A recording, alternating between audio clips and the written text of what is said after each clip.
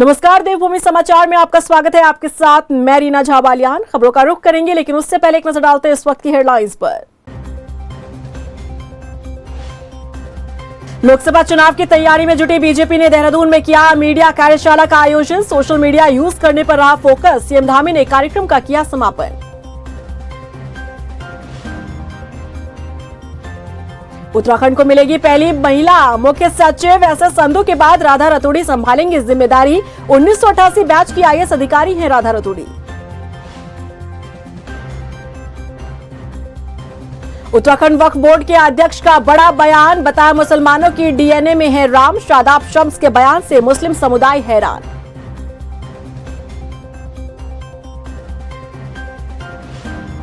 मंगलौर के मोहब्बतपुर गांव में नाले में शव मिलने से मचा हड़कंप। धारदार हथियार से की गई हत्या। हर एंगल से जांच में जुटी पुलिस। और चलिए बुलेटिन की शुरुआत कर लेते हैं। राजधानी देहरादून में बीजेपी प्रदेश मीडिया पदाधिकारियों की वर्कशॉप हुई, जिसमें बीजेपी के सभी मोर्चे के मीडिया प्रभारी और सह मीडिया प्रभारी के अलावा प्रदेश प्रवक्ता शामिल हुए। इस वर्कशॉप की शुरुआत राष्ट्रीय मीडिया प्रमुख अनिल बलूनी ने की। बता दें कि वर्कशॉप में आगामी लोकसभा चुनाव पर मंथन हुआ, जिसमें सोशल मीडिया प्लेटफॉर्म पर पार्टी को मजबूत करने पर जोर दिया गया। वहीं कार्यक्रम का समापन मुख्यमंत्री पुष्कर सिंह धामी ने किया। इस मौके पर सीएम धामी ने कहा कि आने वाले चुनाव में जनता बीजेपी को अपना समर्थन देगी।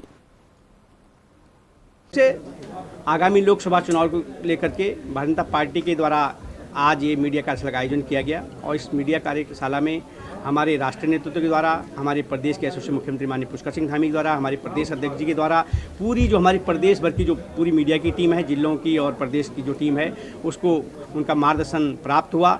और आगे लोकसभा चुनाव में किस तरह से मीडिया के सामने हमने अपनी बातों को रखना है, विपक्ष के प्रकार से जो झूठे आरोप और जिस तरह से षड्यंत्र जो विपक्ष करता था उसके किस प्रकार से उसके हमने जवाब देने हैं, इसको लेकर के काफ़ी गहराई से इस पर विचार विमर्श किया गया। उत्तराखंड का नया मुख्य सचिव कौन होगा, इस पर बना सस्पेंस अब खत्म हो गया है। एसएस संधू की जगह पर मुख्य सचिव की जिम्मेदारी आईएएस अधिकारी राधा रतूड़ी संभालेंगी। खास बात यह है कि उत्तराखंड को पहली बार महिला मुख्य सचिव मिला है। क्या कहता है राधा रतूड़ी का वर्क प्रोफाइल, देखिए इस रिपोर्ट में।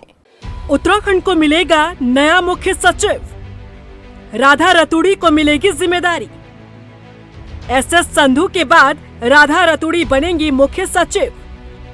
उत्तराखंड की पहली महिला मुख्य सचिव होंगी राधा रतूड़ी।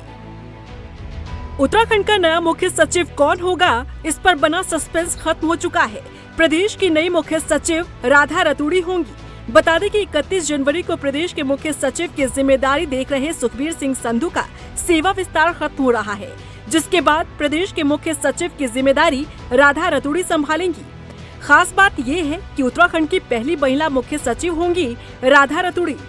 आखिर कौन है राधा रतूड़ी और इनका वर्क प्रोफाइल क्या कहता है, चलिए आपको बताते हैं। उत्तराखंड की पहली महिला मुख्य सचिव होंगी राधा रतूड़ी। राधा रतूड़ी की गिनती ईमानदार अफसरों में होती है। 1988 बैच की आईएएस अधिकारी है राधा रतूड़ी। प्रदेश में कई अहम जिम्मेदारियां संभाल चुकी हैं। सीएम धामी के सबसे करीबी अफसरों में शामिल है राधा रतूड़ी। उनके पास अपर मुख्य सचिव मुख्यमंत्री की भी जिम्मेदारी है। राज्य में सीनियर आईएएस अधिकारियों में एसएस संधू के बाद वो दूसरे नंबर पर आती हैं। राज्य में कई जिलों की जिलाधिकारी के तौर पर उन्होंने जिम्मेदारी देखी है। महिला एवं सशक्तिकरण विभाग को उन्होंने लंबे समय तक देखा है। महिलाओं के विकास को लेकर विभिन्न योजनाओं के माध्यम से उनकी गंभीरता भी दिखाई दी है। आईएएस राधा रतूड़ी के पति अनिल रतूड़ी हैं। अनिल रतूड़ी उत्तराखंड में पुलिस महानिदेशक की जिम्मेदारी से रिटायर हुए हैं। राधा रतूड़ी अपने व्यवहार को लेकर भी बेहद चर्चाओं में रहती हैं। राधा रतूड़ी की जीवन शैली बेहद सादगी भरी है। मधुर व्यवहार के साथ मिलनसार और साफ छवि वाली है राधा रतूड़ी। बता दें कि उत्तराखंड में नए मुख्य सचिव को लेकर स्थिति साफ नहीं थी। 31 जुलाई 2023 को रिटायर हो रहे एसएस संधू को केंद्र ने 6 महीने का सेवा विस्तार दिया था, लेकिन 31 जनवरी को उनका सेवा विस्तार खत्म होने से पहले उनको दोबारा 6 महीने का सेवा विस्तार देने की चर्चाएं चल ही रही थी। लेकिन इस पर विराम लगाते हुए राधा रतूड़ी को मुख्य सचिव बनाने पर सहमति दी गई है। अयोध्या में भगवान राम की प्राण प्रतिष्ठा के बाद पूरा देश राम में नजर आ रहा है। इसी बीच उत्तराखंड के वक्फ बोर्ड के अध्यक्ष ने मुसलमानों को लेकर बड़ा बयान दे डाला है। शादाब शम्स का कहना है कि भारत के हर मुसलमान के डीएनए में भगवान राम हैं। भारत के मुसलमान भगवान राम की ही संतान हैं।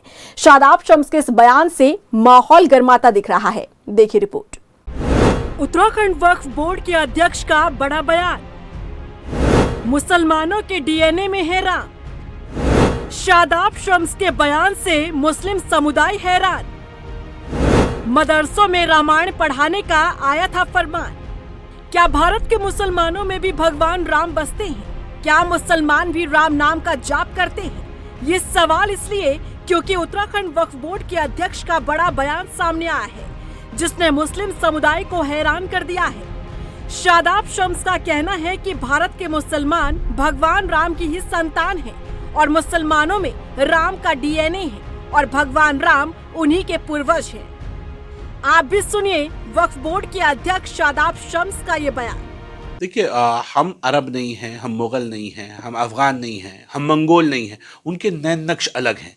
देश में अगर कश्मीर को देखा जाए तो कश्मीरियों के नए नक्श भी अलग होते हैं, वो अलग आप उन्हें पहचान लेते हैं। वो भले ही देश की एक अलग ट्रैक है, इसलिए मेरा मानना है कि जो अफ़गान हैं वो अलग नए नक्श के लोग हैं, मुग़ल अलग नए नक्श के लोग हैं, हम आम हिंदुस्तानियों की तरह हैं। तो हमारा डीएनए भी, हम सुन्नी मुसलमान हैं जो सुन के ईमान लाए हैं, जिन्होंने अपना धर्म बदल दिया है। लेकिन आप धर्म बदल सकते हैं, अपने पूर्वजों को नहीं बदल सकते। तो हमने कहा हमारी पूजा पद्धति अलग है, लेकिन हमारे पूर्वज एक हैं, हमारा डीएनए एक है। शादाब शम्स का ये बयान ऐसे समय पर आया है जब पूरा देश राममय है। वहीं उत्तराखंड के मदरसों में रामायण पढ़ाने का फैसला लिया गया है। इस बीच शादाब शम्स का ये बयान मुस्लिम समुदाय को हैरान कर रहा है। मुस्लिम समुदाय के लोगों ने इसको लेकर तीखी प्रतिक्रिया देते हुए कहा कि जहां पर उर्दू की तालीम सही से नहीं दी जा रही, वहां भगवान राम की पुस्तकें पढ़ाई जाएंगी, ये सही नहीं।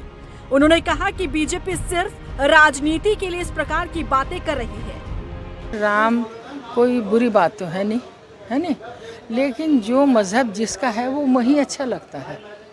मुस्लिम मज़हब अलग है और ये रामायण की बात है वो अलग है। हम ये नहीं चाहते कि रामायण का अपमान हो मुस्लिम में दे करके, क्योंकि मुस्लिम नहीं पढ़ पाएंगे।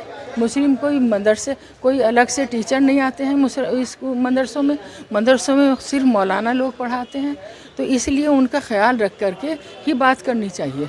ज़्यादा बात किसी को भी नहीं करनी चाहिए। इसके ख़िलाफ़ अगर बोलेंगे तो देखो गलत तो बात होगी, लोगों को दुख पहुंचेगा कि हमारे अपने लोग हो के पर ये इस तरह से बोल रहे हैं। मदरसों का ताल्लुक़ है, मदरसों में अरबी, फ़ारसी, हिंदी, इंग्लिश, उर्दू पढ़ाई जाती है। अब रही वहाँ पर जो कुछ लोग ये कह रहे हैं, तो जब आदमी की जिस भी धर्म के प्रति उसकी आस्था नहीं है, उसकी आराधना कैसे सिद्ध होगी, ये बताइए आप मुझे। ये तो ज़बरदस्ती थोपने वाली बातें हैं। और जो लोग संकीर्ण मानसिकता के लोग हैं वो इस तरह की ओछी राजनीति करते हैं। राम के नाम पर हो रही सियासत को लेकर कांग्रेस ने भी अपनी प्रतिक्रिया दी है। पूर्व मुख्यमंत्री हरीश रावत ने पूरे मामले पर कहा कि बीजेपी राम के नाम पर केवल राजनीति करने का काम कर रही है। राम एक आस्था है और राम पर सभी का अधिकार है, लेकिन बीजेपी केवल राम के नाम पर अपना स्वार्थ सिद्ध कर रही है। राम आस्था है, राम विश्वास है, राम हमारे सर्वस्व है, और आप उनको राजनीति का विषय बना रहे हैं। तो राजनीति का विषय बना करके, क्योंकि जब सरकार के निर्णय इस तरीके के होते हैं तो उनमें राय बढ़ जाती है। राम के मामले में राय एक होनी चाहिए पूरे देश की जो है, और उस राय को बांटने के दोषी भाजपा है। भाजपा राजनीतिकरण कर रही है, राजनीतिक लाभ लेने की कोशिश कर रही है। इसीलिए कल हमारे राष्ट्रीय अध्यक्ष ने कहा जो धर्म के नाम पर राजनीति कर रहे हैं वो देश के हित में नहीं है। राम के नाम को लेकर जहां बीजेपी आगामी लोकसभा चुनाव में अपनी नैया पार लगाने की कोशिश में जुटी है, तो वहीं शादाब शम्स ने बैठे बिठाए नया बखेड़ा जरूर खड़ा कर दिया है, जिसको लेकर मुस्लिम समुदाय के लोग अब उनके खिलाफ होते नजर आ रहे हैं। ऐसे में देखना होगा कि राम के नाम को मदरसे में पढ़ाने वाले शादाब शम्स अपने इस बयान पर कितने कायम रहते हैं। उधर पौड़ी में सीएम धामी के दौरे की तैयारी चल रही है। बता दें कि मुख्यमंत्री धामी के दौरे से पहले सीएम सचिव नारायण पांडे पौड़ी पहुंचे, जहां उन्होंने पदाधिकारियों के साथ राज्य और केंद्र की पोषित योजनाओं को लेकर समीक्षा बैठक की। बैठक में सीएम सचिव नारायण पांडे ने अधिकारियों को जल जीवन मिशन के कार्यों की अचीवमेंट रिपोर्ट तैयार करने के निर्देश दिए। आज प्रथम पक्ष में जो है हमने विभिन्न विकास कार्यों की जो डिस्ट्रिक्ट स्तर से संपादित किए जाते हैं उसके अंतर्गत जिला योजना हो गया, राज्य योजना है, केंद्र सहायतित योजनाएं हैं और वाह्य सहायतित योजनाएं हैं, माननीय मुख्यमंत्री घोषणा है, सीएम हेल्पलाइन है। इस प्रकार के जो विभिन्न कार्यक्रम है उसकी समीक्षा की गई है। वहीं राजधानी देहरादून में मुख्य विपक्षी दल कांग्रेस ने महात्मा गांधी के पुण्यतिथि पर जीतेगा भारत हारेगी नफरत अभियान के तहत सर्वधर्म प्रार्थना सभा और शहीद सम्मान मार्च का आयोजन किया। ये मार्च घंटाघर से होते हुए गांधी पार्क पहुंचा, जहां पर सभी विपक्षी दलों ने आपसी भाईचारे के संदेश दिए। यात्रा में शामिल हुए कांग्रेस प्रदेश उपाध्यक्ष मथुरा दत्त जोशी ने बताया कि राष्ट्रपिता महात्मा गांधी की पुण्यतिथि पर पूरे प्रदेश में पदयात्रा निकाली गई, जिसमें राष्ट्रपिता के आदर्शों को याद किया गया। जीतेगा भारत हारेगी नफरत, राहुल गांधी जी की भारत जोड़ो न्याय यात्रा के तत्वाधान में आज राष्ट्रपिता महात्मा गांधी जी की शहादत दिवस पर यह कार्यक्रम पूरे प्रदेश में आयोजित हो रहा है। सारे जनपदों में हमने कार्यक्रम आयोजित किया है। 30 जनवरी 1948 को गांधी की हत्या हुई और वो हत्या उन लोगों द्वारा की गई जो इस देश में धर्मनिरपेक्षता का, हिंदू भाई मुस्लिम भाईचारे का विरोध करते थे। आज सत्ता पर लोग जो काबिज हैं वो गोडसे को ज़्यादा याद करते हैं, गांधी की विरासत को भूलने की कोशिश करते हैं। लेकिन जनमानस में इतना गहरा धंसे हुए हैं गांधी और उसके पूरा जीवन। उन्होंने आचरण द्वारा एक देश जो गुलामी के दौर से गुजर रहा था, तमाम जनता को, गरीब जनता को, मजदूरों, किसानों, बेरोजगारों सबको इकट्ठा किया और ब्रिटिश साम्राज्यवाद को हराया। लालकुआं में भी राष्ट्रपिता महात्मा गांधी की पुण्यतिथि पर कांग्रेस सहित इंडिया गठबंधन ने शहीद स्मारक से सद्भावना यात्रा निकाली, जिसके बाद लालकुआं के गांधी पार्क में गोष्ठी का आयोजन हुआ, जहां राष्ट्रपिता महात्मा गांधी को श्रद्धांजलि अर्पित की गई। इस दौरान वक्ताओं ने महात्मा गांधी अमर रहे और उनके हत्यारे नाथूराम गोडसे मुर्दाबाद के नारे लगाए। आज ये गांधी जी के शहादत का दिन था, 30 जनवरी उनका शहादत का दिन था। ये शहीद स्मारक से शहीदों को भी वहाँ पर याद करते हुए, नमन करते हुए और वहाँ से लालकुआं गांधी पार्क में पहुँचे हैं और उनको आज सभी लोगों ने जन भावनाएँ सबकी एक होके और सब इंडिया गठबंधन के लोग सब एक साथ मिलकर गांधी जी को याद किया और उनको चरणों में श्रद्धासुमन अर्पित किया।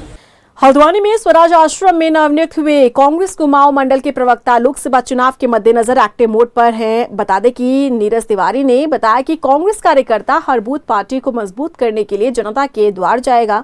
उन्होंने कहा कि कांग्रेस बीजेपी सरकार की नाकामियों को जनता के सामने रखेगी।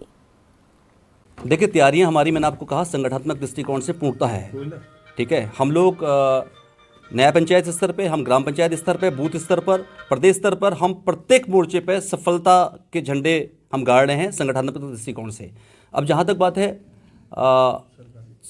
सरकार के खिलाफ जो मोर्चे की बात है, मैं आपको आश्वस्त करना चाहता हूँ कि आज जो हमने प्रेस करी है उसमें हमने बहुत स्पष्ट शब्दों में अंकिता भंडारी हत्याकांड और रेप, तमाम सारी बातों को हमने उसमें सूचीबद्ध किया है और बेरोजगारी को हमने सूचीबद्ध किया है, अग्निवीर को सूचीबद्ध किया है। हमने जो यहाँ रिसोर्सेज थे उत्तराखंड के अंदर, उसको भी इन्होंने आगे गवर्नमेंट द्वारा नहीं बढ़ाया गया, तो हमने उन तमाम सारी चीज़ों पर हमने बात करी है। लोहाघाट में राज्य विधिक सेवा प्राधिकरण और जिला प्रशासन ने संयुक्त रूप से ग्राम पंचायत फोर्ती में बहुउद्देशीय विधिक साक्षरता शिविर का आयोजन किया, जिसमें ग्रामीणों को कानूनी जानकारी देने के साथ ही उनकी समस्या का समाधान किया गया। शिविर में शामिल हुई जिला विधिक प्राधिकरण सचिव शिवानी पशबोला ने बताया कि ग्रामीण इस पहल का फायदा उठा रहे हैं। राशन कार्ड का भी जिला पूर्ति वाले कर रहे हैं पुष्टिकरण, या फिर उनकी समस्याओं को लेकर मतलब रिकॉर्ड कर रहे हैं उनकी समस्याएं, और काफ़ी लोगों की प्रॉब्लम सॉल्व भी हुई है।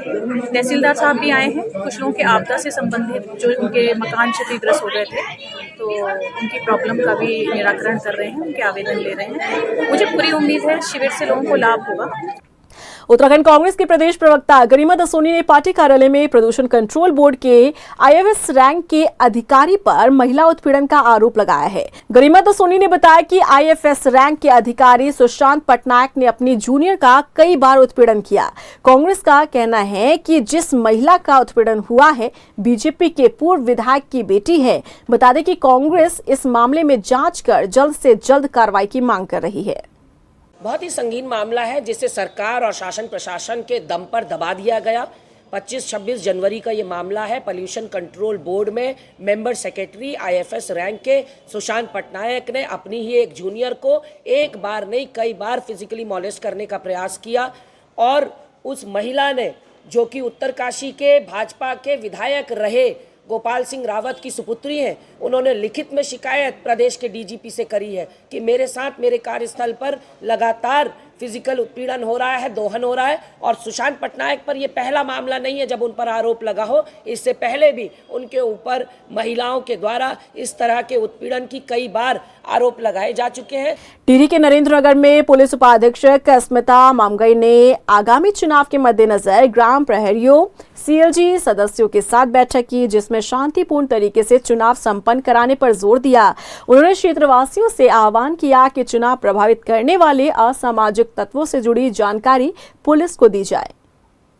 आज मेरे द्वारा थाना नरेंद्रनगर पे नरेंद्रनगर क्षेत्र अंतर्गत जो ग्राम प्रहरी हैं, सीएलजी मेंबर्स हैं और भी गणमान्य व्यक्ति हैं, उनकी एक मीटिंग ली गई। तो आगामी लोकसभा चुनाव के दृष्टिगत उनके अपने क्षेत्रों में, अपने गाँव में जो भी कोई असामाजिक तत्व हैं उनके रिगार्डिंग सूचना देना, या कुछ भी इस तरह की एक्टिविटीज़ होती हैं, इलीगल अगर दारू का कोई ट्रेड करता है या मनी का, या इस तरह की कोई भी अगर चुनाव के दृष्टिगत इस तरह की कोई घटना होती है तो उनकी हमें त्वरित सूचना देकर पुलिस इस पर प्रभावी कार्रवाई करेगी। हल्द्वानी के कटघरिया में 2 दिवसीय शरदोत्सव कार्यक्रम आयोजित किया गया, जिसमें उत्तराखंड के जाने माने कलाकारों ने हिस्सा लिया। पहले दिन कुमाऊं की मुख्य कलाकार श्वेता मारा के गानों में लोग झूमते नजर आए। वहीं लोक गायिका माया उपाध्याय की शानदार प्रस्तुति ने दर्शकों का मन मोह लिया। कार्यक्रम के आयोजक ने कहा कि आज की पीढ़ी को अपनी संस्कृति से जोड़ने के लिए महोत्सव का आयोजन किया गया है। ये हमारे द्वारा उत्तराखंड की संस्कृति, जो भी हमारा कुमाऊनी कल्चर है, कुमाऊनी परिधान है, जो टैलेंट हमारे उत्तराखंड में, कुमाऊं गढ़वाल में जो टैलेंट है, बच्चों को तो मंच नहीं मिल पाता। बड़े स्टारों के सामने हम इसलिए ला रहे हैं ताकि वो अपना टैलेंट दिखा सकें और उत्तराखंड की संस्कृति को देश विदेश प्रदेश तक पहुँचा सकें। बाजपुर में विश्व हिंदू परिषद के कार्यकर्ताओं द्वारा अयोध्या रामलला के दर्शन के लिए यात्रा का आयोजन किया गया, जिसमें यहां पर आपको बता दें कि दक्षेश्वरी काली पीठ मंदिर के महंत के नेतृत्व में सभी राम भक्त चकरपुर से रवाना हुए। वहीं विश्व हिंदू परिषद के गौ रक्षा प्रांत मंत्री यशपाल राजहंस ने बताया कि यहां पर 1640 लोग पूरे उत्तराखंड से भेजे गए हैं, जिसमें 51 श्रद्धालु बाजपुर के हैं। बहुत ही हर्षोल्लास है संपूर्ण क्षेत्र में, और पूरे भारतवर्ष से राम भक्त बड़े उत्साहित है। 498 वर्ष लगे राम मंदिर को पुनर्स्थापित होने में। बाबर के सेनापति मीर बाकी ने खंडित किया, लेकिन निरंतर संघर्ष और धैर्य बनाकर रखा, जिसका परिणाम स्वरूप है कि प्राण प्रतिष्ठा 22 जनवरी 2024 में हुई है। और उसके पश्चात निरंतर अलग अलग राज्यों से लोग दर्शन के लिए जा रहे हैं, राम भक्त जा रहे हैं। और उत्तराखंड देश का पहला राज्य है जो इस तदी में दर्शन के लिए जा रहा है। और इसी के साथ फिलहाल इस बुलेटिन में बस इतना ही, लेकिन चलते चलते एक नजर डालते हैं इस वक्त की हेडलाइंस पर। लोकसभा चुनाव की तैयारी में जुटी बीजेपी ने देहरादून में किया मीडिया कार्यशाला का आयोजन। सोशल मीडिया यूज करने पर रहा फोकस। सीएम धामी ने कार्यक्रम का किया समापन। उत्तराखंड को मिलेगी पहली महिला मुख्य सचिव। एसएस संधू के बाद राधा रतूड़ी संभालेंगी जिम्मेदारी। 1988 बैच की आईएएस अधिकारी हैं राधा रतूड़ी। उत्तराखंड वक्फ बोर्ड के अध्यक्ष का बड़ा बयान, बताया मुसलमानों की डीएनए में है राम। शादाब शम्स के बयान से मुस्लिम समुदाय हैरान।